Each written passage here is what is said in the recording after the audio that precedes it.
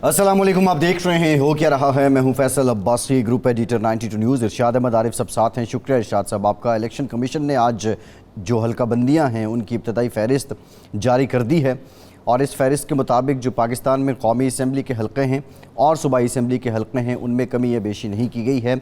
अलबत्ता जो intra provincial हल्के हैं उनमें रद्दोबदल ज़रूर हुआ है। सिग्निफिकेंट जो बात है वो सिंध की है। सिंध में जो देही हलके हैं वो कम हुए हैं, शहरी हलकों में इजाफ़ा हुआ है। साथ ही साथ इलेक्शन कमीशन ने ये भी कहा है कि ये जो इंफॉर्मेशन है ये पब्लिक के लिए है और हल्का बंदियों पर 26 अक्टूबर तक एतराज़ात वसूल किए जाएंगे और जबकि एतराज़ात की समातें 25 नवंबर तक होंगी और फिर 30 नवंबर को हतमी तौर पर यह फ़हरिस्त जारी कर दी जाएगी। इसके साथ साथ इलेक्शन कमीशन ने यह भी बताया कि जनवरी के आखिरी हफ्ते में जो इंतखाबात हैं उनका इनेकाद किया जाएगा।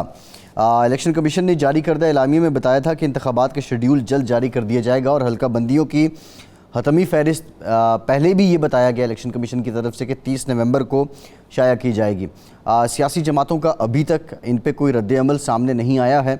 बिलखुसूस अगर हम सिंध की बात करें तो उसको देखकर क्या पीपल्स पार्टी अपनी कोई रिजर्वेशन का इजहार करेगी या उसके लिए भी ये विन विन सिचुएशन और कंडीशन है। दूसरी जो अहम डेवलपमेंट है, साबिक वज़ीर-ए-आज़म शहबाज शरीफ साहब कल वापस पाकिस्तान आ रहे हैं। नवाज़ शरीफ साहब ने उन्हें ये ताकीद की है कि वो जो कानूनी मामलात हैं उनकी आमद से मुतालिक उनको देखें।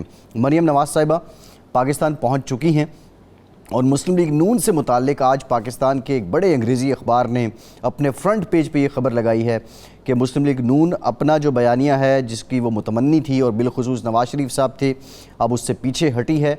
मुस्लिम लीग नून ये चाहती है अब कि जो लोग 9 मई के वाक़यात में मुलव्वस थे उनको बेनकाब किया जाए, उनको कटहरे में लाया जाए और उनके ख़िलाफ़ कार्रवाई होनी चाहिए। साथ ही साथ जो इंतखाबात हैं मियां नवाज़ शरीफ साहब की आमद है उससे कबल ये भी इत्तलात आ रही हैं कि वो सऊदी अरब, कतर और UAE का दौरा करेंगे। इस दौरे के अगराज़ व मकासद क्या हैं, ये इंतहाई अहम बात है। आज के प्रोग्राम में कुछ जो अदालती उमूर हैं जो अदालतों में हो रहा है उस पर भी बात करेंगे। बिलखुसूस हम ये भी देख रहे हैं कि जस्टिस काजी फ़ाइज़ ईसा ने बतौर 29वें चीफ़ जस्टिस ऑफ पाकिस्तान जब से अपना ओहदा संभाला है तो पिछले कुछ महीनों की निस्बत हमें ये बड़ी तब्दीली नज़र आ रही है कि गुज़श्ता रोज़ हमने देखा कि एक फ़ैमिली केस था उसको सुना गया, आज इसी तरह इनकम टैक्स से रिलेटेड था, फिर जो इंफॉर्मेशन है, एक्सेस टू इंफॉर्मेशन है उससे मुतालिक केस को सुना गया। तो हमें जो मुख्तलिफ़ मसाइल हैं पाकिस्तान के माशरे में, सोसाइटी में, उस तरह के केसेस भी अब ये हम देख रहे हैं कि उनकी समात भी अव्वलीन तरजीहात में शामिल है। बहरहाल चैलेंजेस अपनी जगह हैं। जो लॉ एंड जस्टिस इंडेक्स है उसकी बेहतरी के लिए जो मौजूदा अदलिया है उसने ज़ाहिर अपना किरदार अदा करना है। इन तमाम मामलात पे आज के प्रोग्राम में बात करेंगे। हमें ज्वाइन किया है मुस्लिम लीग नून के सीनियर रहनुमा, सीनियर सियासतदान, साबिक वफाकी वज़ीर राना तनवीर साहब ने। राना साहब बहुत शुक्रिया आपका। राना साहब आपसे गुफ्तगू करेंगे।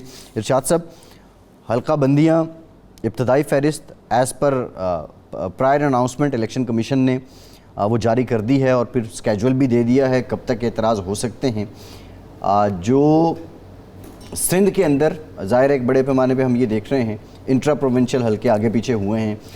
आप समझते हैं कोई रद्द-ए-अमल आएगा? ये सब जमातों के लिए ये विन विन सिचुएशन है? नहीं, इसमें तो खैर रद्द-ए-अमल वाली बात तो नहीं है, रद्द-ए-अमल नहीं आएगा, लेकिन ये एक चीज़ है जिसको डिस्कस किया जा सकता है कि ये जो सब हुकूमत ने जो हुक्मरान इत्तेहाद ने एक कानून साजी की थी कि अब हलके जो हैं वो मुसावी नौयत के होंगे। ये नहीं होगा कि एक हलका 7 लाख का है, दूसरा 2.5 लाख का है, तीसरा 4 लाख का है। तो वो ज़रूरत पूरी नहीं कर रही ये जो आज की इंतखाबी हल्का बंदी की फ़हरिस्त जारी हुई है। उस उसूल को शायद मद्देनज़र रखना इसलिए मुमकिन नहीं था कि फिर उससे बहुत सारे और मसाइल खड़े हो सकते थे। फिर ये है कि इलेक्शन कमीशन ने यह भी ऐलान कर दिया कि सबका जो फ़हरिस्तें हैं उस पर वोटर लिस्ट जो है उस पर ही इलेक्शन होंगे। जब मरदमशुमारी हो गई, मरदमशुमारी का ऐलान हो गया, आपने इंतखाबात को कुछ अरसे के लिए आगे भी कर दिया, तो फिर ये बाकी ज़रूरतें भी मेरे ख़्याल पूरी कर लेनी चाहिए थी ताकि एहसास होता कि वाक़तन नए हालात में, नए कवानीन के तहत, नई ज़रूरतों के तहत نئے عوامی مطالبات کی روشنی میں انتخابات ہو رہے ہیں، لیکن بہرحال اب یہ ایک آسن پیش رفت ہے اور توقع یہ کرنی چاہیے کہ اب کوئی سیاسی جماعت جو ہے اس کو ایشو بنا کے پوائنٹ سکورنگ کی کوشش نہیں کرے گی، بلکہ توجہ دے گی کہ اپنے عوام کو اپنے منشور سے آگاہ کرے، اپنے ووٹرز کو اٹریکٹ کرے اپنے پروگرام سے، اپنے منشور سے، نہ یہ کہ کوئی اس طرح کی بیان بازی شروع ہو جائے جس سے معاشرے میں تفریق بھی بڑھے، انتشار بھی بڑھے اور خام خواہ کی ایک کج بحثی بھی شروع ہو۔ تو میرا خیال ہے زیادہ مناسب یہی ہے سیاسی جماعتوں کے لیے۔ جی ارشاد صاحب، رانا صاحب سے جان لیتے ہیں۔ رانا صاحب، ظاہر ہے الیکشن ہے، الیکشن میں نعرہ بھی ہے، ہوگا آبویسلی، بیانیہ بھی ہوگا۔ آج انگریزی اخبار نے کہا کہ آپ جو بیانیہ ترتیب دینا چاہ رہے تھے اب اس سے آپ پیچھے ہٹ رہے ہیں۔ کیا واقعتاً اب یہ فائنل ہو چکا ہے کہ مسلم لیگ نون کس نعرے کے ساتھ الیکشن میں جا رہی ہے اور کس بیانیے کے ساتھ پاکستان کے عوام کو مائل اور قائل کرنے کی کوشش کرے گی؟ Thank you very much. پہلے تو جو شاہ صاحب نے اور آپ نے حلقہ بندی پہ بات کی ہے، میرے بھی جو ویوز ہیں تقریباً وہی ہیں کہ یہ 99% وہی حلقہ بندی ہے جو اس سے پہلے تھی۔ منو ان میں آپ کو بتا رہا ہوں کہ وہی حلقہ بندی، چھوٹی موٹی ایڈجسٹمنٹ کی ہے، اور پھر اس کے بعد جو ڈفرینس ہے آبادی کا، اگر سندھ میں کچھ 7 لاکھ کی آبادی پہ بن رہا ہے، کچھ 1000 پہ، تو کہیں کسی جگہ پنجاب میں 10 لاکھ کے بھی بنا ہے، تو وہ باتیں آپ کی ٹھیک ہیں۔ اور جو گائیڈ لائن الیکشن کمیشن کی اپنی ہے حلقہ بندی کے لیے، ڈیلیمیٹیشن کے لیے، اس سے ہی انحراف کیا گیا ہے۔ انحراف انہوں نے نہیں کیا انہوں نے، لیکن یہ جو قباحت آئی ہے یہ جب مشرف دور میں حلقہ بندی ہوئی ہے تو اس وقت بالکل گائیڈ لائن جو ہے وہ اس کو نظر انداز کیا گیا، اور ایڈمنسٹریٹو یونٹ جو ہے وہ اوٹ پٹانگ قسم کے توڑے ادھر ادھر کر دی گئی۔ لوگوں کی سہولت کے لیے یہ حلقے نہیں بنے تھے کہ ان کا ایک ایم این اے ہے یا 2 ایم پی ہیں یا ان کو ایک یونٹ ایڈمنسٹریٹو یونٹ لگتا ہے، تو وہ آج کئی میرے پاس میرا خیال ہے 2 3 4 آپ کہہ سکتے ہیں 3 یا 4 اے سی زبان ہوتے ہیں جو مختلف اس طرح نہیں بندہ لوگوں کے مسائل حل کر سکتا جس طرح کے پہلے ایک گائیڈ لائن کے مطابق چلتی تھی۔ ابھی بھی میں آپ بتاؤں کہ جو حلقے بنے ہیں یہ 2018 میں وہ ارشاد صاحب، تو اگر انہی 2018 کے حلقوں کے لے کے چلنا تھا یا اس کے بعد جو ایک دفعہ ہوئی ہے ڈیلیمیٹیشن سیم، تو وہی کر دیے، چلیں کوئی نہیں۔ میں پھر اس پہ اس کے لیے رانا صاحب آپ یہی کہنا چاہتے ہیں کہ اس کے لیے تو پھر یہ ڈیلے کرنے کی ضرورت نہیں تھی، انہی حلقوں کے مطابق تو ہو سکتا تھا۔ اس کا مطلب نئی مردم شماری کا اعلان کا کوئی فائدہ نہیں ہوا۔ میرا اپنا خیال ہے کہ اگر یہی ایکسرسائز کرنی تھی تو یہ تو اتنی کارآمد نہیں حلقہ بندی کی وجہ سے، لیکن جو بات آپ نے کی ہے اسی سلسلہ میں میں اس سے بھی اتفاق کرتا ہوں۔ اب جو ہو گیا ہو گیا، اس کو مزید بہانہ نہ کے طور پہ نہ استعمال ہونے دیا جائے۔ جو حلقے بن گئے ہیں اس پہ ہم الیکشن لڑیں، الیکشن ہونا ضروری ہے، اور جو جنوری کا ڈیٹ دی ہوئی ہے، اب میں سن رہا تھا کہ جی برف ہوتی ہے فلاں ہوتی ہے، مجھے بتائیں میں نے فروری میں بھی ایک الیکشن جنرل الیکشن کی بات کر رہا ہوں کنٹیسٹ کیا ہوا ہے فروری میں، جو ریکارڈ کی بات ہے۔ یہ سن 2008 کے جو الیکشن تھے وہ فروری میں ہی ہوئے تھے میرا خیال ہو۔ اتنی دھند ہوتی تھی کہ ہمیں رات کو شام کے بعد جانا، ہمیں آگے ہم گاؤں میں ٹریکٹر آگے لگاتے تھے کہ یار کوئی جگہ دیکھو کہ ہم سڑک سے نیچے نہ چلے جائیں۔ تو الیکشن ہونے چاہیے، ہر حال میں ہونے چاہیے۔ اور ابھی کچھ آوازیں اٹھ رہی ہیں اور سیاسی آوازیں ہی اٹھ رہی ہیں جو کہ مناسب نہیں ہے کہ جی وہاں پتہ نہیں سردی ہوگی، بھائی سردی ہوگی پھر گرمی بھی ہوگی، 52 کی ڈگری میں گرمی بھی ہوتی ہے۔ یہ باتیں بالکل رانا صاحب، یہ تو جو معروضی حالات ہیں 97 کے جو الیکشن ہوئے تھے وہ بھی جنوری میں ہوئے تھے، مجھے یاد ہے، کیونکہ 6 نومبر کو لغاری صاحب نے اسمبلی توڑی تھی، تو وہ جنوری میں ہوئے تھے، اور 8 میں جو ہے جی ہاں صحیح تو یہ اس کا مطلب ہے کہ 97 اور فروری میں الیکشن ہو تو ہمیں یہ نمبر مہینہ ہمارے لیے بڑا قسمت والا مہینہ ہوتا ہے، ہم کافی اکثریت سے جیتتے ہیں۔ اچھا رانا صاحب یہ بتائیں کہ آپ ظاہر اب قسمت تو دنگل سجے گا تو ممکن ہے قسمت کا آپ فیصلہ یہ ہوگا۔ آپ کے لیے سہولت الیکشن کمیشن نے فراہم کی ہو آپ کو جتوانے کے لیے؟ نہیں، یہ تو میں نہیں کہہ سکتا، لیکن ہم تو الیکشن لڑتے ہیں اور انشاءاللہ جیتتے ہیں، لیکن مسئلہ یہ ہے کہ الیکشن ہونے چاہیے۔ صحیح، اب جو ہے ہو گیا نا جی، بس ٹھیک ہو اچھا گیا۔ رانا صاحب نعرہ کیا ہوگا آپ کا، کس نعرے کے ساتھ جائیں گے؟ وہ جو حوالے بیانیے کے حوالے سے بات ہو رہی، ایک تو انگریزی اخبار کی رپورٹ ہے، لیکن اس کی تائید جو ہے وہ کل جو بیانات دیے، ایک تو پریس کانفرنس کی جناب جاوید لطیف صاحب نے ماڈل ٹاؤن میں بیٹھ کے، اور رات کو ایک انٹرویو میں خرم دستگیر صاحب نے بھی یہی کہا کہ جی ہم اس طرف نہیں جا رہے۔ تو اس کا مطلب ہے کہ اب آپ کا بیانیہ وہ نہیں ہوگا جو سنا جا رہا تھا یا جو بتایا جا رہا تھا۔ یہ جو آپ بات کر رہے ہیں یہ بڑی معتبر آوازیں ہیں، اس کے بعد تو میری ضرورت ہی نہیں رہتی، لیکن بات یہ ہے کہ ایک بڑی کلیئر کٹ بات ہے کہ ہم لوگ جو اس وقت حالات ہیں، یقینی طور پہ ہماری جو پاسٹ کا ہے وہ دو ہمارے ایک بڑے کلیئر کٹ ایریاز ہیں۔ ایک ہے اکنامک پروگریس کا، عوامی خدمت کا۔ مسلم لیگ نون کی میں بات کر رہا ہوں یا اپنی قیادت کی بات کر رہا ہوں کہ وہ خدمت میں اپنی مثال آپ ہیں جو انہوں نے خدمت کی ہے جب بھی گورنمنٹ ہمیں ملی ہے۔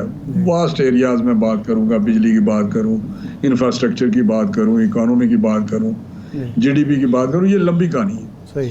دوسرا ایریا وہ ہے جو ایک ہم لے کے اسٹرگل چلے ہوئے ہیں کہ جی ادارے جو ہیں اپنے حدود میں رہ کے کام کریں، جو آئین میں متعین حدود ہیں ہر ادارے کی، اس میں رہ کام کرنا چاہیے اور پارلیمنٹ کی بالادستی ہونی چاہیے۔ یہ دونوں چیزیں ساتھ ساتھ ہیں۔ آپ یہ نہ سمجھے کہ جب ہم اکنامک پروگرام کی بات کرتے ہیں، معاشی پروگرام کی، میاں نواز شریف صاحب آئیں گے اور وہ معاشی حالات ٹھیک کریں گے جس طرح ماضی میں انہوں نے اپنے دور میں کرتے رہے ہیں، تو چیزیں بہتر ہو جائیں گی۔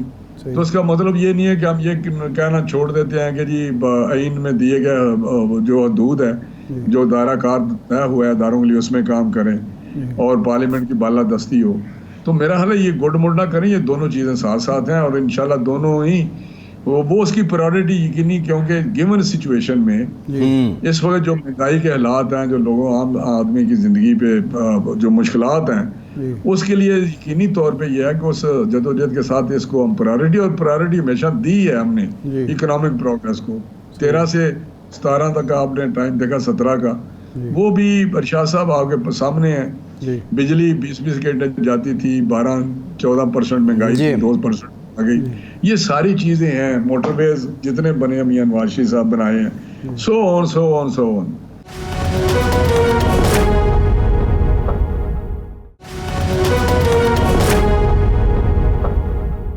رانا صاحب 2013 سے 18 تک تو آپ کہہ رہے ہیں، آپ کریڈٹ پہ لے رہے ہیں، لیکن پچھلے 14-16 مہینوں کی جو کارکردگی ہے، ایون آپ کی جماعت شاہد خاقان عباسی صاحب بھی یہ اعتراض اٹھا رہے ہیں، آپ کیا دال پہ، روٹی پہ، پیٹرول پہ، آٹے پہ، مہنگائی پہ لوگوں کو کنونس کر پائیں گے کہ یہ آپ کی ذمہ داری نہیں تھی؟ اور یہ کیا لوگ اس بات کو آن کریں گے، بائی کریں گے کہ یہ آپ کا قصور نہیں تھا، یہ تو آپ کو ورثے میں ملا تھا؟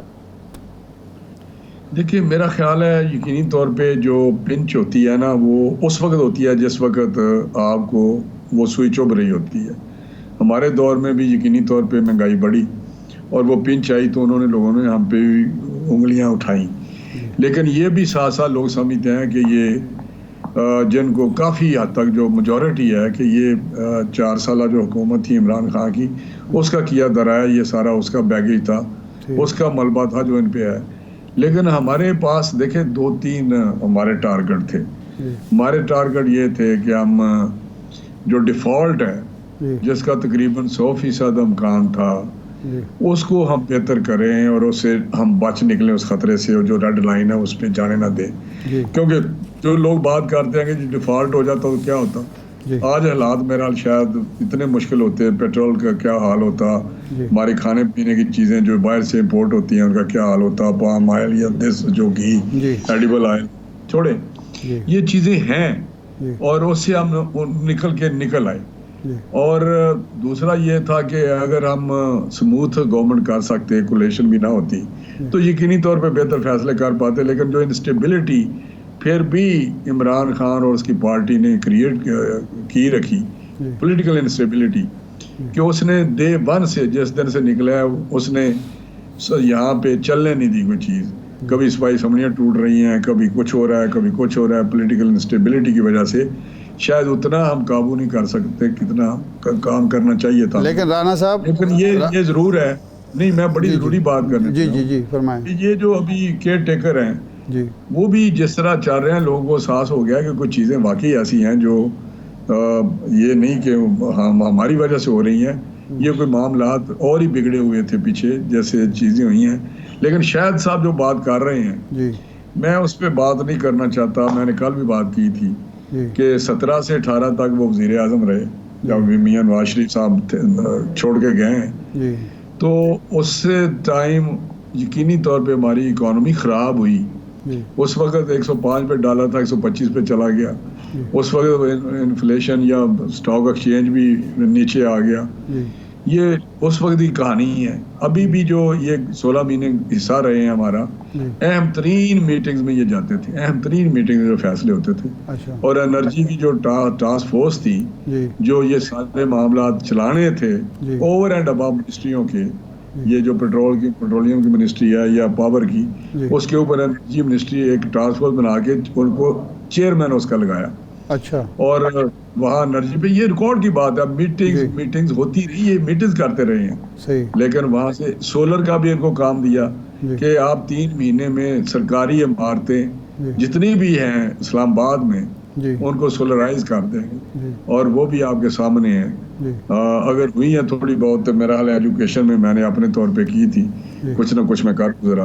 لیکن یہ معاملات تھے. لیکن میں کہتا ہوں کہ اس وقت اگر یہ آواز اٹھاتے کہ یہ ڈیلیور نہیں کر رہے, یہ پرفارم نہیں کر رہے, پیچھے ہٹ جاتے, تو میرا حال آج ان کی آواز میں وزن ہوتا. لیکن آج وہ اس آواز جو ان کی ہے وہ میرا حال ہے, بس میں سمجھتا ہوں کہ بس وہ کر رہے ہیں آواز بلند, ایک فیشن کے طور پہ وہ فیشن چل رہا ہے. نہیں, یہ فیشن چلا رہے ہیں یا اپنی پارٹی بنانے کے لیے جو کوششیں ہیں اس کو تقویت پہنچا رہے ہیں, ایک ماحول بنا رہے ہیں کہ ایک نئی پارٹی بنائیں اور جس کے ارادے بھی ظاہر کیے جا رہے ہیں, اور پھر عوام کو بتائیں جی میں تو یہ کچھ کرنا چاہتا تھا, مجھے اس وقت بھی نہیں کرنے دیا گیا اور میں اب کر کے دکھاؤں گا. نہیں, کب نہیں کرنے دیا, جب پرائم منسٹر تھے یا جب 16 مہینوں میں یہ مشیر مطلب وہاں پہ اصلاح گیر تھے, مشورے ہوتے تھے وہاں پہ, کب نہیں ان کو کرنے دیا گیا؟ نہیں, وہ تو کہتے تھے کہ میں تو بالکل لا تعلق تھا, میرے پاس تو کوئی نہ عہدہ تھا اور نہ میں پارٹی کا عہدہ بھی میرے پاس نہیں تھا. نہیں, کہنے سے تو پھر سارے کہہ سکتے ہیں کہ جی دیکھیں نا, ہمیں فلی طور پہ اختیارات سویلین گورنمنٹ کو نہیں ملتے. یہ تو ایک ہے نا نیریٹو, یہ بھی ہے کہ یہاں فلی طور پہ بااختیار جمہوری حکومتیں نہیں ہوتی, جس وجہ سے وہ ڈیلیور نہیں کر پا رہے. تو یہ جب وہ تھے ادھر, چلو ٹھیک ہے, وہ نہیں تھے ان کے پاس اختیار تو ہٹ جاتے. اس وقت یہ ساری چیزیں اس وقت ٹی وی پہ کہتے. آج نہیں, اس میں رانا صاحب سوال یہ ہے, نہیں رانا صاحب ایسا تو پارٹی کے اندر کچھ ہوا ہوگا کہ شاہد خاقان عباسی صاحب مری کی سیٹ ہار گئے, آپ نے حمزہ صاحب کی سیٹ چھڑوا کے لاہور سے انہیں منتخب کروا دیا. مفتاح صاحب شاہد صاحب کے دور میں بھی الیکٹڈ نہیں تھے, اس وقت بھی ان کو وزیر کا پورٹ فولیو دیا گیا, اب بھی وزیر بنایا گیا. پارٹی نے اتنا کچھ کیا, آخر کچھ نہ کچھ پارٹی نے ایسا بھی کیا ہوگا کہ ان لوگوں کی کوئی دکھتی رگ پہ ہاتھ رکھا ہوگا, ان کو ہرٹ کیا ہوگا. ایسا ہوا کیا ہے کہ یہ ایک دم بالکل یو ٹرن لے کے آپ کے سامنے کھڑے ہو گئے, بلکہ آپ کے؟ میں دیکھیں, میرے دوست ہیں, بھائی ہیں, مجھ سے اتنے نہ کمنٹ کرائیں. پارٹی نے تو میرا حال وہ چیزیں کی جو آپ نے یہاں بتائی ہیں, اس سے زیادہ کچھ نہیں. کہ شاہد خاقان سے اور بھی زیادہ سینئر لوگ ہوں گے مے بی کہ شاید بہتر کام بھی چلا سکتے ہوں. اچھا, تو مفتاح صاحب بھی بڑے اچھے آدمی ہیں, ان کو بھی.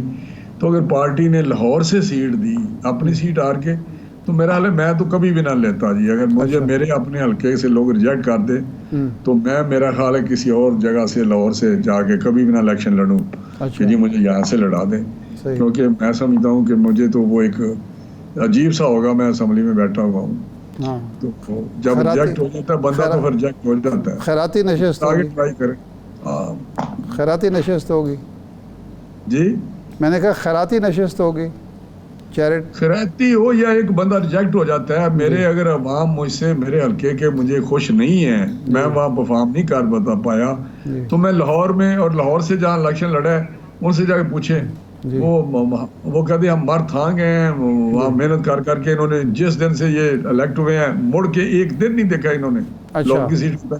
ان لوگوں کا کیا قصور ہے؟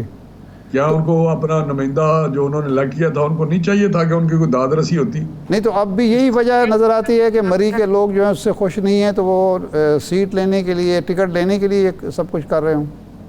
نہیں ٹکٹ تو میرا حال ہے ہمارا سینئر آدمی ہے, اگر وہ اس قسم کی حرکتیں نہ کریں تو شاید ٹکٹ تو ان کو ملنا چاہیے. ہاریں یا جیتے وہ تو عوام کا کام ہے وہاں سے کہ وہاں کے لوگ کیا فیصلہ کرتے ہیں. لیکن اگر مری سے الیکشن لڑنا چاہیں تو الیکشن لڑیں, وہاں سے پارٹی کو کہیں ٹکٹ دیں, مجھے درخواست دیں, پھر پارٹی فیصلہ کر لے گی. نہیں ممکن ہے وہ لاہور سے الیکشن لڑنا چاہتے ہوں. اچھا مجھے تو نہیں پتا, یہ تو ان کو پتہ ہی ہوگا جی کدھر سے لڑنا چاہتے ہیں. مری میں کیا ہے, مری ان کا گھر ہے, مری مجھے نہیں پتا, یہ وہی فیصلہ کر سکتا ہے کدھر سے انہوں نے لڑنا الیکشن. لیکن ویسے وزیر اعظم کے طور پر ان کی پرفارمنس رانا صاحب کیا تھی؟ دیکھیں جی میں سمجھتا ہوں کہ وہاں پہ جو اس وقت تھا وہ یقینی طور پہ جو 17 پہ جب وہ وزیر اعظم بنے ہیں اس وقت جو حالات تھے اکانومی کے یا جو پرفارمنس تھی یقینی طور پہ اس پہ وہ نیچے کی طرف چیزیں گئی ہیں. میں تو وہ تمام انڈیکیٹرز دیکھتا ہوں, اکنامک انڈیکیٹرز جن کو کہتے ہیں, وہ جو اس وقت تھے ان کے دور میں وہ اس طرح نہیں رہے جس طرح نواز شریف صاحب نے چھوڑے تھے.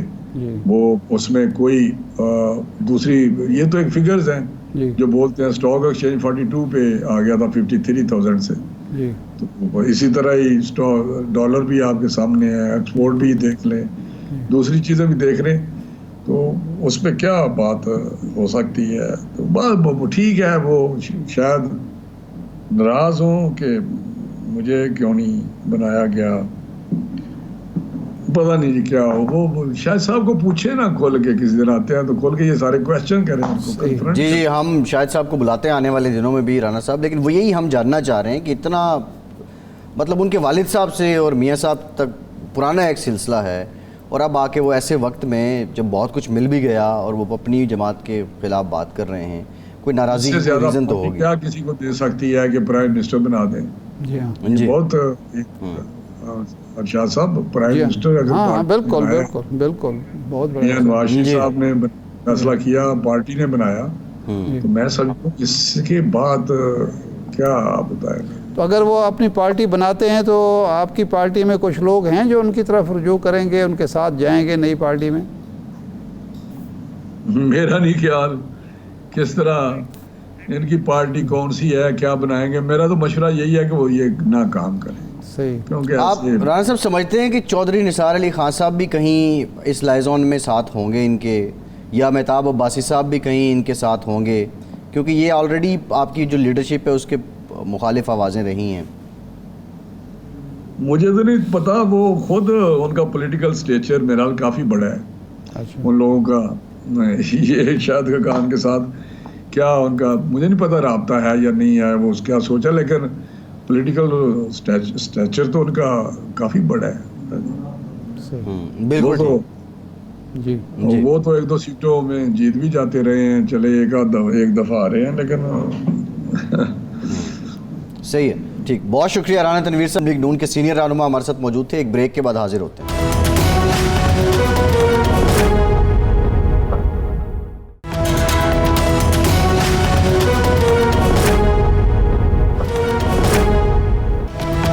بریک کے بعد ایک بار پھر سے آپ کا خیر مقدم کرتے ہیں. ہمیں جوائن کیا ہے پاکستان کے مایہ ناز قانون دان شاہ خاور صاحب نے. شاہ صاحب بہت شکریہ آپ کے وقت کا. شاہ صاحب, قاضی فائز عیسیٰ صاحب 29ویں چیف جسٹس ہیں پاکستان کے, اور ہم یہ دیکھ رہے ہیں پچھلے جب سے انہوں نے بطور چیف جسٹس اپنے عہدے کا حلف لیا ہے, کام شروع کیا ہے, ہم جو فیملی کیسز ہیں وہ بھی سپریم کورٹ میں سنتے ہوئے دیکھ رہے ہیں. انکم ٹیکس کے معاملات بھی آج ہم نے ایک کیس دیکھا, جو رائٹ ٹو انفارمیشن ہے اس سے متعلق بھی ایک کیس سنا گیا. بنیادی طور پہ پاکستان کا جو لا اینڈ جسٹس انڈیکس ہے اس پہ بہت زیادہ وہ ایک کرٹیسزم بھی تھا کہ وہ بہت گریڈ ہمارے ڈاؤن ہیں. اوور آل قاضی صاحب کے چیف جسٹس بننے کے بعد آپ مومنٹم کیا دیکھ رہے ہیں, اور جو ریسنٹ پاسٹ میں ہم نے دیکھا کہ ایک بالکل پولیٹیکل کیسز اولین ترجیح پہ جاتے تھے, یا کانسٹیٹیوشنل جو پرابلم تھے وہ اولین ترجیح پہ جاتے تھے, آپ سمجھتے ہیں کہ اب یہ ریت بدلے گی؟ دیکھیے بات یہ ہے کہ ویسے تو قاضی فائز عیسیٰ صاحب جب سے انہوں نے اپنا منصب سنبھالا ہے as chief justice of Pakistan, ہمیں کوئی پازیٹیو وائبس بالکل نظر آ رہی ہیں اور وہ چیزیں بہتری کی طرف جاتی ہوئی نظر آ رہی ہیں. لیکن میں یہ سمجھتا ہوں کہ ہم نے دیکھا ہے کہ جو چیف جسٹس صاحبان آتے ہیں وہ ایک اپنا طریقہ کار وضع کرتے ہیں اور جب وہ ریٹائر ہو جاتے ہیں تو وہ طریقہ کار بھی اپنے ساتھ چلا جاتا ہے. تو ٹھیک ہے, ایک تو وقتی طور پہ کچھ چینجز اپنی جگہ پہ اس کی اہمیت ہے, لیکن میں یہ سمجھتا ہوں کہ قاضی فائز عیسیٰ صاحب کو جو ہے یہ کیس مینجمنٹ اور اس کے بارے میں تو بالکل ایک تبدیلیاں لانی چاہیے, لیکن اس کے ساتھ ساتھ جو ہماری جو عدلیہ ہے ڈسٹرکٹ جوڈیشری کی بیسیکلی جہاں پہ بہت بڑا پرابلم ہے وہاں پہ ڈسپنسیشن آف جسٹس جو ہے وہ اس طریقے کا اس کا نہیں ہے جس طرح ہونا چاہیے. وہاں پہ جو ہے فائنینشیل انٹیگریٹی کے پرابلمز بھی بڑے عام ہیں. تو میں سمجھتا ہوں کہ ان کو ایک ایسی ایک میکینزم ایوالو کرنا چاہیے جس میں ان کو تمام چیف جسٹس صاحبان اور جو ڈسٹرکٹ جج صاحبان ہیں ان کی ایک کانفرنس بلائیں, ان کی مسائل سنیں, پھر گورنمنٹ کو ریاست کو اس کی جو ہے وہ ضروریات جو بھی ہیں وہ ان کو دیں. تو میں سمجھتا ہوں کہ صرف قاضی فائز عیسیٰ صاحب نے سب کچھ نہیں کرنا, ان کے ساتھ جتنی بھی ہائی کورٹس ہیں, ڈسٹرکٹ جوڈیشری ہے, بار ایسوسی ایشنز ہیں, بار کونسلز ہیں, منسٹری آف لا, ان سب کو مل کے پھر ایک پیکج جو ہے وہ ایک بنانا ہے جس میں یہ بھی دیکھنا ہے کہ کس طریقے سے ہم یہ چھوٹی عدالتوں سے جو ہے وہ کیسز کو ادھر ہی کیوں نہ نپٹا دیں, یا یونین کونسل لیول پہ جو یہ فیملی کیسز ہیں, چھوٹے موٹے جرائم ہیں, ان کو ادھر کیوں نہ لے جایا جائے. تو بیسیکلی یہ بار ایسوسی ایشن, جوڈیشری, سپیریئر جوڈیشری اور پارلیمنٹ کو مل کے ایک جگہ بیٹھنا پڑے گا اور وہاں پہ ایک پرائیورٹی سیٹ کرنی پڑے گی کہ ہم کس طریقے سے وہ جو ایک ٹرینڈ ہے کہ ایک نسل جو ہے وہ ایک کیس داخل کرتی ہے اور اس کی تیسری نسل جا کے اس کا فروٹ حاصل کرتی ہے سپریم کورٹ آف پاکستان سے, اس پہ ہمیں توجہ دینی پڑے گی. ہمیں دور رس جو اصلاحات ہیں عدلیہ میں اور قوانین میں اس پہ زیادہ توجہ دینی پڑے گی. اچھا شاہ صاحب, ایک جو دو چیزیں جو سب سے زیادہ ڈسکس ہوتی ہیں عوامی سطح پہ, کیونکہ ظاہر بات ہے سپریم کورٹ میں تو بہت کم کیسز جاتے ہیں, لیکن لوئر جوڈیشری سے اور ہائی کورٹ کی سطح تک بہت زیادہ ہوتا ہے. ایک تو یہ ہوتا ہے کہ جی تاخیری حربے جو آپ کا شعبہ ہے, بار کی طرف سے بار کی طرف انگلیاں اٹھتی ہیں کہ جی وکلاء صاحبان جو ہیں وہ تاخیری حربے اختیار کرتے ہیں, اور خاص طور پر جب یہ عدلیہ تحریک چلی تھی اس کے بعد بار نے بہت زیادہ طاقت حاصل کر لی. ایک تو یہ ایشو ہے, اس کو کس طرح سے مینیج کیا جا سکتا ہے, اور دوسرا جو مسئلہ ہے وہ ہے جو لوئر جوڈیشری کا خاص طور پر ہے کہ سہولتوں کا جو فقدان ہے, ان کے لیے جو مسائل ہیں ان کو کس طرح سے حل کیا جا سکتا ہے, اور وہاں کرپشن کا جو ایشو ہے, سفارش کرپشن جس کی وجہ سے سٹے ملتے ہیں اور چلے جاتے ہیں تعلقات کی بنیاد پر یا پیسے کی بنیاد پر, اس کو کس طرح سے مینیج کیا جا سکتا ہے؟ دیکھیں آپ نے بڑی اچھی چیز کی طرف جو ہے وہ نشاندہی کی. اصل مسئلہ وہی ہے. دیکھیں ہائی کورٹ سپریم کورٹ میں کورٹس جو ہے یا ہائی کورٹس وہ کچھ نہ کچھ ریگولیٹ کر لیتی ہیں. اگر کوئی ایک وکیل صاحب جو ہے وہ ان کی کوئی بہت ہی جینوئن ریزن نہ ہو تو وہ اس میں وہ ایڈجرمنٹس کو جو ہے وہ خاصا ڈسکریج کر سکتے ہیں, کرتے بھی ہیں. اصل مسئلہ ہے ڈسٹرکٹ جوڈیشری. وہاں پہ ایک سول جج ہے وہ ایک سٹے دے دیتا ہے, حالانکہ جو عبوری سٹے ہوتا ہے اس کی میعاد 15 دن ہوتی ہے اور اس کے بعد اس کو آئدر وے ڈیسائیڈ ہونا ضروری ہوتا ہے, اور ان چیزوں کی طرف کوئی تدارک نہیں ہے. اور اس میں جو آپ نے وکلاء کا وہ کہا, بالکل میں چونکہ خود اس فرٹرنیٹی سے تعلق رکھتا ہوں, ہم بھی اس میں بہت زیادہ قصوروار ہیں کہ ہم جب دیکھتے ہیں کہ ہم ڈیفالٹ پہ ہیں, ہمارا کلائنٹ ڈیفالٹ پہ ہے, تو ہماری ترجیح یہ ہوتی ہے کہ ہم اس میں تاخیری حربے استعمال کریں, unnecessary adjournments دیں. میں یہ سمجھتا ہوں کہ جو میں تجویز دے رہا ہوں کہ ایک پورا کنونشن کرنا پڑے گا چیف جسٹس صاحب کو ہائی کورٹس میں اور ڈسٹرکٹ ججز لیول کے اوپر, وہاں پہ کچھ اصول وضع کرنے ہوں گے کہ یہ تاخیری حربے اس کا جو ہے اس کے آگے بند باندھا جائے. اگر کوئی ایک تاریخ سے زیادہ unnecessary تاریخ اگر لیتا ہے یا انتباہ لیتا ہے تو اس پہ ہیوی کاسٹ ڈالی جائے, تب جا کے میں سمجھتا ہوں کہ یہ معاملات ٹھیک ہو سکتے ہیں. اور یہ بالکل آپ کی بات درست ہے کہ ایک فیملی کیس ہے, اس کا فیصلہ اگر 3-4 سال میں نہیں ہونا تو پھر فائدہ کیا ہے, جبکہ قانون کا منشا یہ ہے کہ فیملی کیس کو جو ہے وہ 6 مہینے کے اندر ڈیسائیڈ ہونا ہے. تو وہ دیکھتے ہیں کہ وہ جو مائیں ہیں وہ بچوں کے ساتھ آتی ہیں ملاقات کرنے کے لیے اور اتنا پیسہ خرچ کر کے, اور ان کو جو انٹرم جو ان کا مینٹیننس ہے بچوں کا وہ 5-5 ہزار روپے آپ نے رکھا ہوا ہے, تو بالکل بھی یہ ناانصافی ہے. اور اس پہ بھی ان کو پھر گھنٹوں وہاں پہ انتظار کرنا پڑتا ہے دوسری سائڈ کے آنے پہ. تو میں سمجھتا ہوں کہ ان کو ریگولیٹ کرنا کوئی اتنا مشکل کام نہیں ہے. ہیوی کاسٹ جو ہے وہ ڈالی جائے جو بھی تاخیری حربے استعمال کرتا ہے, تو میں سمجھتا ہوں کہ یہ معاملات درست ہو سکتے ہیں. جی اچھا شیخ خاور صاحب, کچھ معاملات جو ابھی چل رہے ہیں, پریکٹس اینڈ پروسیجر بل کا جو ہے اب وہ 3 اکتوبر کو فل کورٹ پھر سنے گا اس کو, اینڈ آئی ہوپ کہ یہ فائنل ہیئرنگ ہوگی.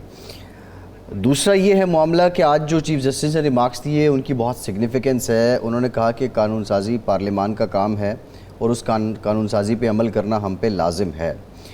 اپیرنٹلی آپ کو کیا لگتا ہے کہ پریکٹس اینڈ پروسیجر بل کا فیصلہ وہ اس ڈیبیٹ کو ختم کر دے گا ہمیشہ کے لیے کہ پارلیمان سپریم ہے یا سپریم کورٹ سپریم ہے؟ اور پھر یہ بھی جو ڈیبیٹ رہتی ہے جو ازخود نوٹس ہے, سو موٹو نوٹس ہے, اس کو لے کر کیا واقعی یہ رولز اب سیٹ ہو جائیں گے, یہ روایت جنم لے لے گی کہ ایک کمیٹی ہوگی, کنسلٹیشن کے ساتھ ڈیسائیڈ کر لیا جائے گا سو موٹو لینا ہے یا نہیں لینا ہے, یا یہ معاملات یہ بحث چلتی ہی رہے گی؟ دیکھیے میں سمجھتا ہوں کہ ہمارا جو آئین ہے وہ جو 3 ہمارے ادارے ہیں اس کے درمیان ایک ٹرائیکوٹومی آف پاور کا جو ہے ایک کانسیپٹ دیتا ہے کہ تینوں ادارے عدلیہ, انتظامیہ اور مقننہ جو ہیں وہ اپنے اپنے ڈومین میں رہ کر کام کریں گے, ایک دوسرے کے معاملات میں انٹرفیئرنس نہیں کریں گے. تو یقیناً جو مقننہ ہے اس کا کام قانون سازی کرنا ہے, اور اس کو یہ نہیں ہے کہ ہر قانون کو آپ چیلنج کریں اور وہ اس کو جو ہے آن دی ٹچ ٹون کہ جی وہ انکنسسٹنٹ ود فنڈامنٹل رائٹ ہے اس کو آپ یکسر مسترد کر دیں, یا قانون کو کہیں کہ یہ بدنیتی پر بنا ہوا ہے. حالانکہ بالکل یہ ہے کہ جو الیکٹڈ ریپرزینٹیٹیوز ہیں ہمارے, وہ لوگوں سے منتخب ہو کے آتے ہیں, ان کو زیادہ چیزوں کا ادراک ہے, وہ لوگوں کے اور جو آن دا گراؤنڈ پرابلمس ہیں اس کو دیکھ کر قانون سازی کرتے ہیں یا اس میں ترامیم کرتے ہیں. تو اس کو اس طریقے سے with the stroke of 2 or 3 پینز اگر اس کو آپ سیٹ اسائڈ کر دیں تو پھر تو ایک کام نہیں چل سکے گا. میں یہ سمجھتا ہوں کہ یہ اس کی سماعت جو ہے وہ بالکل بہت جلد ہونی چاہیے پریکٹس اینڈ پروسیجر ایکٹ کی, اور اس پہ ایک وسیع جو ہے ایک کنسنسس جوڈیشل آ جائے. اور میں اس چیز کو بھی اپریشیٹ کرتا ہوں کہ اس کو بجائے ایک چھوٹا بینچ سنتا, قاضی فائز عیسیٰ صاحب نے اس کو فل کورٹ کے سامنے لے گئے ہیں, اور میرا خیال ہے کہ وہاں سے جو بھی فیصلہ آئے گا وہ ضرور کچھ نہ کچھ حدود اور قیود متعین کر دے گا. عدلیہ اور انتظامیہ اور مقننہ کے درمیان جو ایک رابطہ کار ضرور ہے, لیکن نان انٹرفیئرنس جو ہے میں سمجھتا ہوں کہ اس کو یقینی بنا دے گا. اچھا شاہ خاور صاحب, ایک ایشو اس وقت جو ڈسکس ہو رہا ہے وہ یہ ہے کہ میاں نواز شریف صاحب واپس آ رہے ہیں. ایک ڈسکشن, ایک رائے یہ ہے کہ وہ آئیں گے, ان کو پہلے ہی ضمانت مل چکی ہوگی, وہ آرام سے یہاں فریلی اپنی کمپین کریں گے, پولیٹیکل اپنی سرگرمیاں کریں گے. دوسرا یہ ہے کہ نہیں جی وہ چونکہ ہیں وہ آئیں گے, پہلے انہیں گرفتار کرنا پڑے گا, وہ جیل جائیں گے, اس کے بعد ان کی ضمانت کا ایشو ہوگا, اور پھر اس کے بعد وہ اگر ان کی کنوکشن ختم ہوتی ہے تو اس کے بعد ہی وہ سیاست کر سکیں گے. تو آپ کے خیال میں کیا ایسی گراؤنڈز موجود ہیں کہ میاں صاحب کو ملک میں داخل ہونے سے پہلے, داخل ہوتے ہی ضمانت مل جائے اور ان کو کوئی گرفتاری نہ ہو؟ دیکھیے عام طور پہ تو یہ ہے کہ اگر کسی کے خلاف مقدمہ زیر تجویز ہے, اگر وہ اشتہاری بھی ہے تو ان کو ایک عبوری ضمانت یا راہداری ضمانت بالکل ان کو مل جایا کرتی ہے کہ اگر وہ مقدمات کا سامنا کرنے کے لیے ملک میں آتا ہے تو ان کو ضرور اپرچونٹی دی جاتی ہے کہ ان کو راہداری ضمانت دی جائے, اور وہ اپروپریٹ کورٹ آف لا سے پھر اپنی قبل از گرفتاری کے لیے اپلائی کریں. لیکن یہاں پہ تھوڑا سا مسئلہ اور ہے کہ میاں نواز شریف صاحب نے جب یہاں سے تشریف لے گئے تھے, وہ میڈیکل گراؤنڈز پہ ان کو جو ہے وہ سسپینڈ ہوئی تھی یا ضمانت ملی تھی, تو اس کے بعد ایک عجیب سی ایک آرڈر جو اسلام آباد ہائی کورٹ نے بھی کیا تھا, انہوں نے کہا تھا کہ ہم آپ کو جو 6 یا 8 ہفتوں کی جو دے رہے ہیں ضمانت دے رہے ہیں, تو اس کے بعد آپ پنجاب گورنمنٹ سے رجوع کریں گے, کیونکہ ضابطۂ فوجداری کے تحت ان کے پاس بھی اختیار ہے کہ کسی بھی سزا کو وہ معطل کر سکتے ہیں, کم کر سکتے ہیں, معاف کر سکتے ہیں. تو اس پہ آپ نے دیکھا کہ کچھ عرصہ تو وہ جو رپورٹس تھی ان کے بلبوتے پر پنجاب گورنمنٹ جو ہے وہ ان کی ایکسٹینڈ کرتی رہی, لیکن پھر بعد میں انہوں نے اس کو ریکال کر لیا. میرا خیال ہے کہ یہ جو حکمت عملی بن رہی ہے PMLN کے جو قانون جو قانوندان ہیں, وہ ماہرین قانون ہیں, وہ غالباً اس آپشن پہ غور کر رہے ہیں کہ وہ پروونشل گورنمنٹ سے جو ہے وہ دوبارہ ان کی سزا کو معطل کروائیں, اور جب نواز شریف صاحب آئیں تو وہ ان کی سزا معطل ہو چکی ہو, اور پھر آئیں اور اپنے خلاف جو اپیلیں ہیں 2 مقدمات میں اسلام آباد ہائی کورٹ میں, وہ اس کو ریسلیکٹ کرائیں, اور ان کی حکمت عملی یہ ہے کہ اگر اس میں سے وہ بری ہو جاتے ہیں تو پھر شاید وہ الیکشن کنٹیسٹ کرنے کے قابل ہو جائیں گے. لیکن یہاں پہ ایک امر یہ بھی قابل ذکر ہے کہ ان کو جو ایون فیلڈز کے جو پاناما کے سلسلے میں جو ایک بینچ بنا تھا 5 رکنی سپریم کورٹ کا, اس پہ انہوں نے ان کو آرٹیکل 62(1)(f) کے تحت نااہل قرار دیا تھا, جو کہ نااہلی تعمر ہوتی ہے. لیکن اب اس کی بھی میں سمجھتا ہوں کہ پیش بندی کر دی جا چکی ہے کہ جو الیکشن ایکٹ ہے 2017, اس میں انہوں نے وہ جو آرٹیکل 62(1)(f) کے تحت جو تعمر نااہلی ہے اس کو 5 سال کے لیے جو کیپ کر دیا ہے. تو اس لحاظ سے اگر ان کی نااہلی جو اس وقت ہوئی تھی تو وہ 5 سال سے زیادہ عرصہ گزر گیا. تو میرا خیال ہے کہ اسی حکمت عملی کے اوپر PMLN جو ہے وہ کار فرما ہے, اور ان کی لیگل ٹیم بھی اس پیرائے میں دیکھ رہی ہے. جی ٹھیک, بہت شکریہ شیخ خاور صاحب. آپ کا ایک وقفے کے بعد دوبارہ حاضر ہوتے ہیں.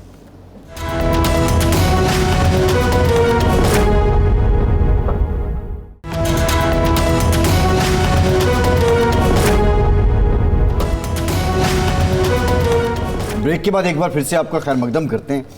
ارشاد صاحب, نواز شریف صاحب سے متعلق ایک اور بھی اطلاع گردش کر رہی ہے. بہرحال ابھی یہ مصدقہ تو نہیں ہے کیونکہ باضابطہ پارٹی نے تصدیق نہیں کی, کہ نواز شریف صاحب پاکستان آنے سے پہلے سعودی عرب, UAE اور قطر جائیں گے اور پھر پاکستان آئیں گے.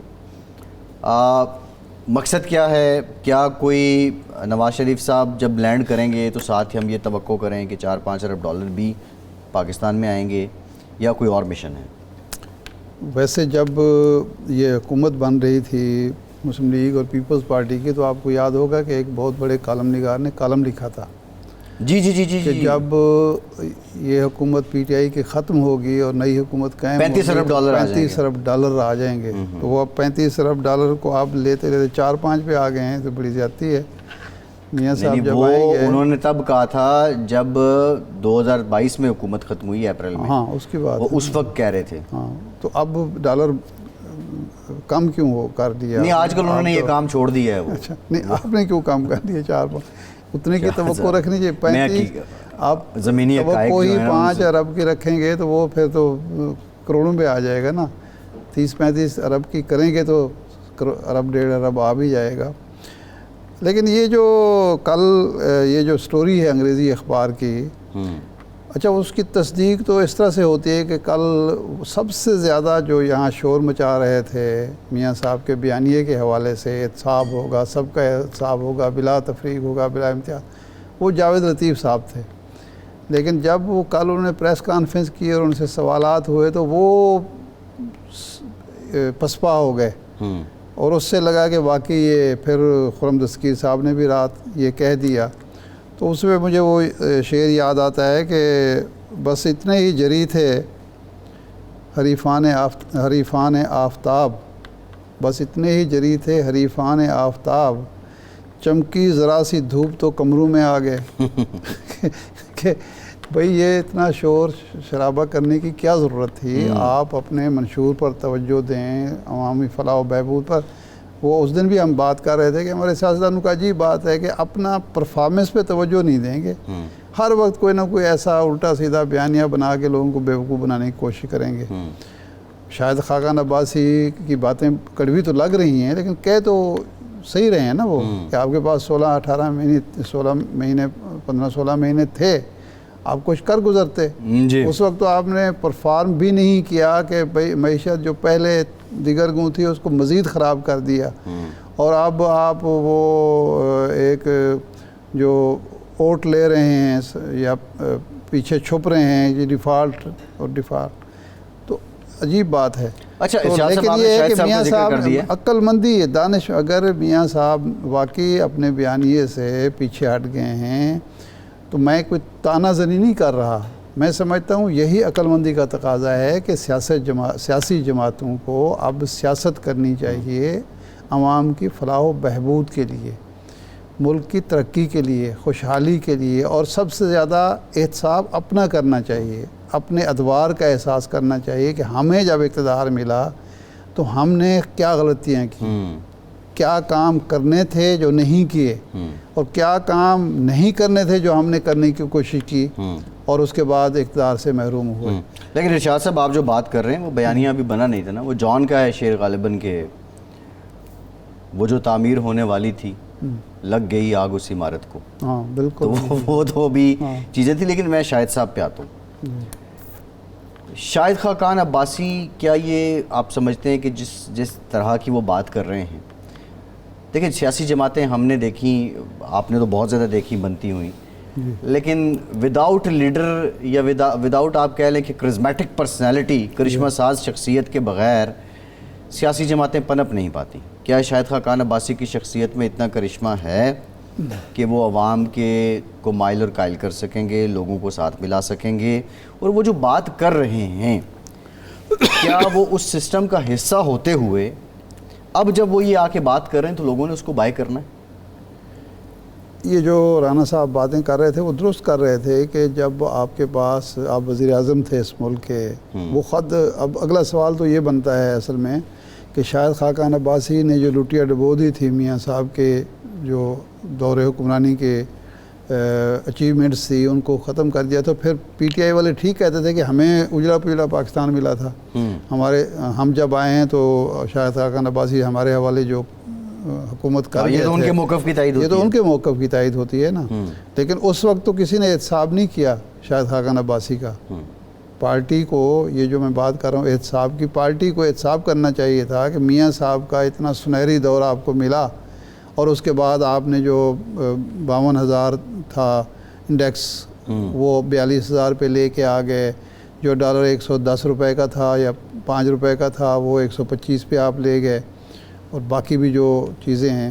تو یہ احتساب اب شاہد خاقان عباسی صاحب اگر پارٹی بناتے ہیں اور پارٹی ان کو پشت پناہی بھی حاصل ہوتی ہے، وہ دولت بھی وہ اور ان کے ساتھی خرچ کر سکتے ہیں، تو دیکھیں میاں نواز شریف صاحب جب آئے تھے مسلم لیگ میں تو وہ ان کی کوئی کازمیٹک پرسنالٹی نہیں تھی، لیکن حالات تھے ایسے جن کی، اور میاں صاحب کی جو جرأت تھی، میاں صاحب کی جو استقامت تھی، فیصلہ سازی تھی، اور پھر پیسہ ویسا بھی تھا، اس کی وجہ سے وہ کرتے کرتے حالات کا فائدہ اٹھاتے اٹھاتے قومی لیڈر بنے اور 3 دفعہ وزیر اعظم بنے۔ یہ بے نظیر بھٹو کو موقع نہیں مل سکا، ذوالفقار علی بھٹو کو موقع نہیں مل سکا، بڑی انٹرسٹنگ گفتگو چل رہی تھی، لیکن پروگرام کا ٹائم ختم ہو گیا۔ بہت شکریہ آپ کا، آج کے پروگرام کی اجازت دیجیے۔